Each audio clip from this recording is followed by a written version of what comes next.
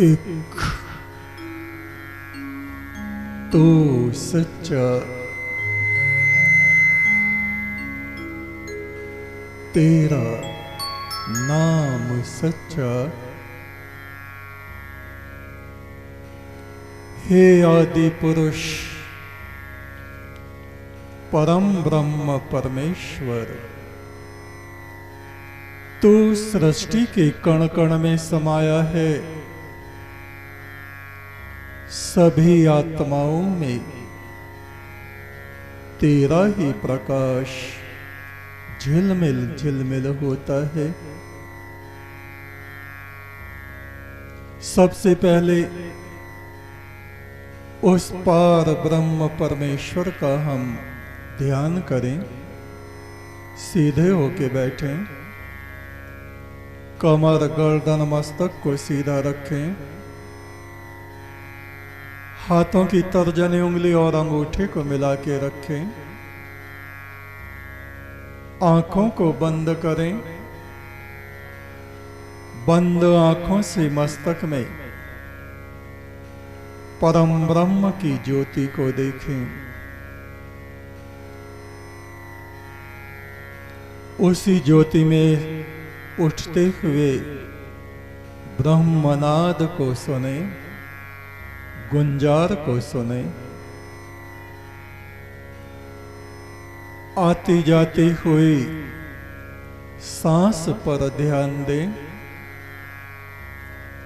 गहरी शांति का अनुभव करें।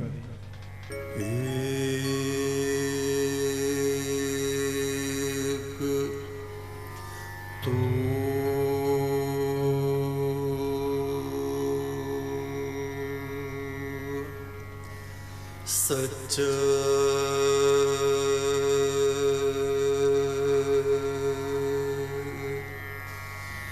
तेरा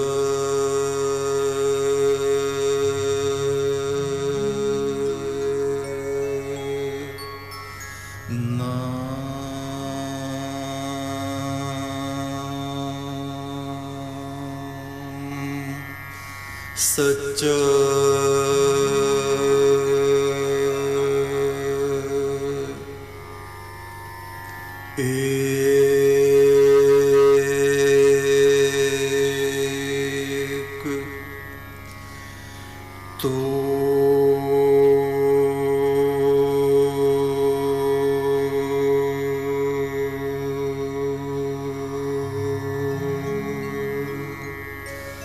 सच्चा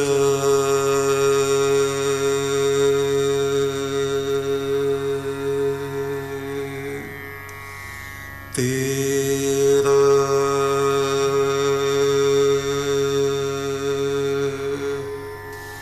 नाम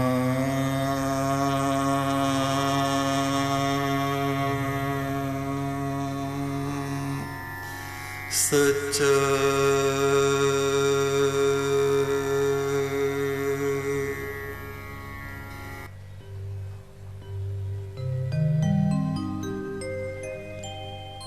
एक तो सच्चा, तेरा नाम सच्चा। ऋग्वेद के ऋषि कहते हैं, ओम प्राग्नये वाचमीरया। हे ज्योतिर्मय प्रभु,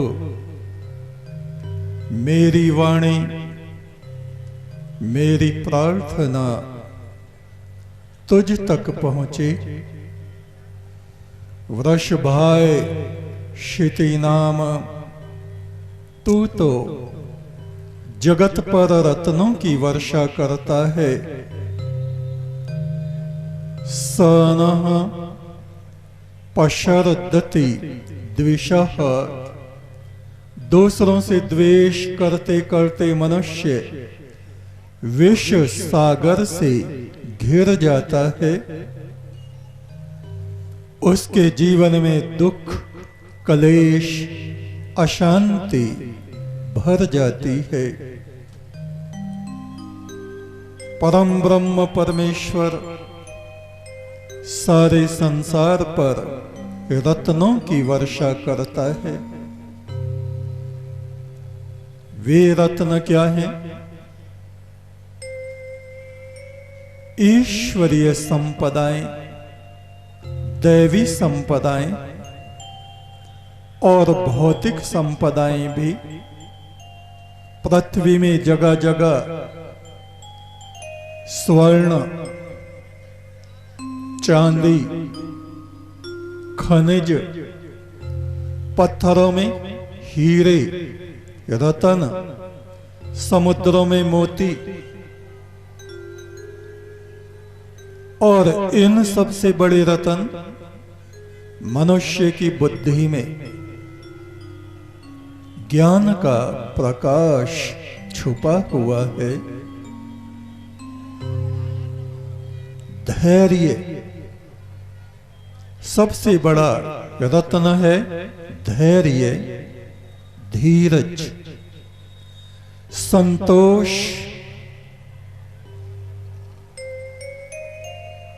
धैर्य पूर्वक इस जगत की यात्रा को पूरा करना, बात बात पर क्रोधित न होना,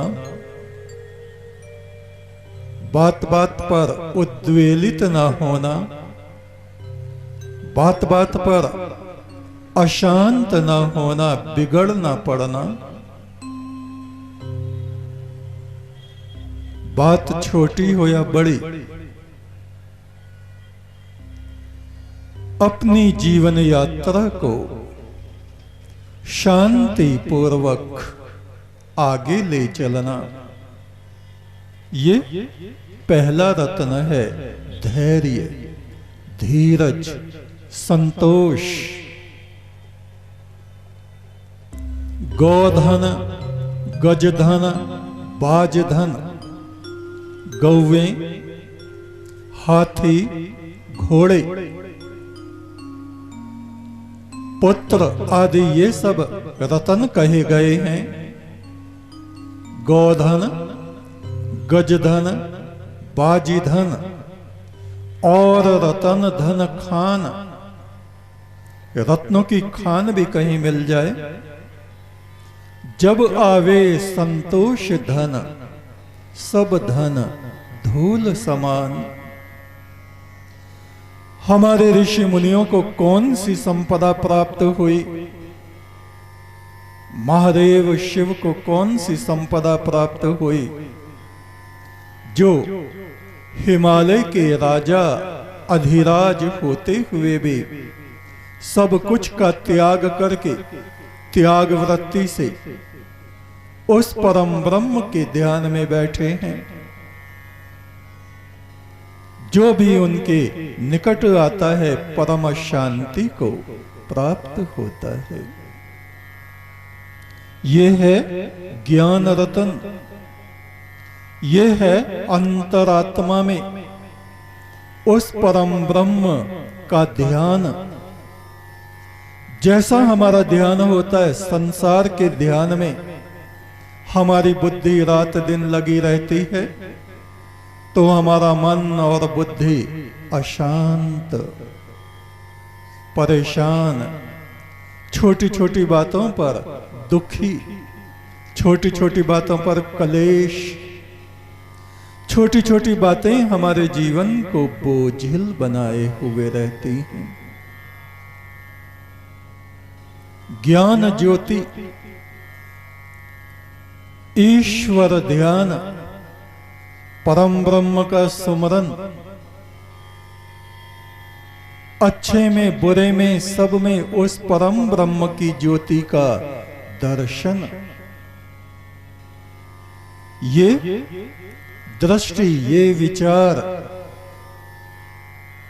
हमारे अंतरात्मा को ईश्वरीय सुगंध से भर देता है, ब्रह्म तेज से भर देता है। सत्य का आचरण, परम सत्य तो वो परमात्मा ही है, किंतु जीवन में हम सत्य का आचरण करें, निष्पाप बने, अपने स्वभाव की बुराइयों को नष्ट करके हमारे स्वभाव में, वृत्ति और प्रकृति में जो कीकर उगे हुए हैं, उन कीकरों को उखाड़ के क्रोध, ईर्ष्या, वैमनस्य, छुपा हुआ द्रोह, इन बातों को अलग करके हम अपनी अंतरात्मा में ज्ञान, शांति, उपासना, परम ब्रह्म का ध्यान, सद्भाव, दूसरों के प्रति विनम्रता, सेवा, कल्प वृक्ष के इन बीजों को हम अपने हृदय की भूमि पर बोएं, तो जैसे हम बीज बोते हैं वैसे ही बीज हमारे जीवन में उगते हैं।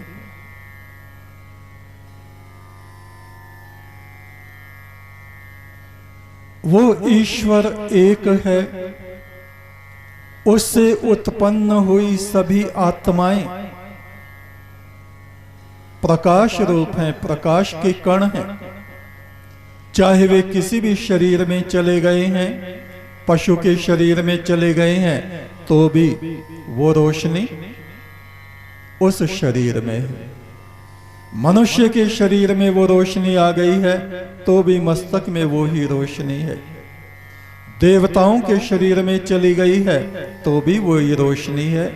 बस ज्ञान और अज्ञान, इतना अंतर पड़ता है। पशु भी खाते पीते हैं, मनुष्य भी खाते पीते हैं।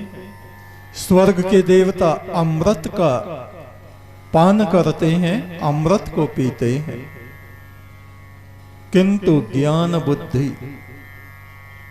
ज्ञान और अज्ञान, सत्कर्म और बुरे कर्म, पुण्य कर्म और पाप कर्म, ये ही बातें हमें जीवन में या तो उच्चता में ले जाती हैं या हमारे जीवन को निम्न, तुच्छ, बेकार, अशांत, पशु जैसा बना देती हैं।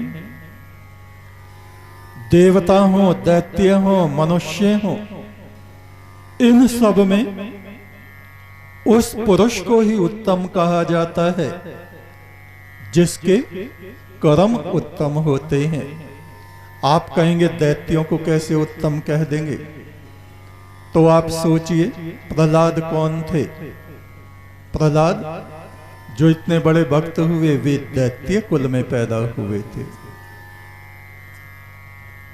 हिरण्याकुश दैत्य था, हिरण्याकुश के पुत्र थे प्रहलाद, किंतु उन्होंने उत्तम कर्म किए, धर्म का आचरण किया।